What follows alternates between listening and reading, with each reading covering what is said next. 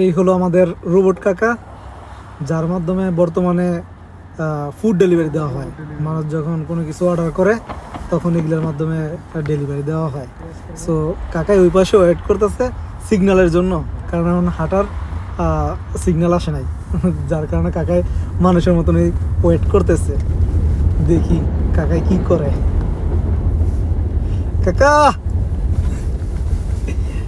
কাকাই ওয়েট করতেছে।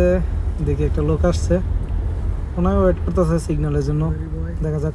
এখন এখন সিগন্যাল পড়ছে হাঁটার জন্য। সো ওই লোকটা হাঁটতেছে না, রাস্তা ক্রস করতেছে না, যার কারণে ও রাস্তা ক্রস করতে পারতেছে না, কারণ ও ওই লোকের পিছনে। এখন তো কাকা আসে না। ও কাকা আসো না কেন? কাকার মাথা নষ্ট হয়ে গেছে। কাকা আই থিঙ্ক কনফিউশনে পড়ে গেছে, কি করব। দেখা যাক নেক্সট সিগন্যালে কাকা আসে কিনা। ভালো, প্রযুক্তি অনেক দূরে আগে গেছে।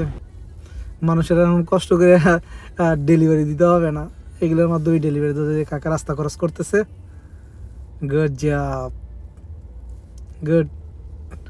এই রোবটের কারণে অনেক মানুষের জব হারাইতে হইতেছে। গুড। প্রযুক্তি কই চলে গেছে, আল্লাহ মাহবুদ, গুড জব।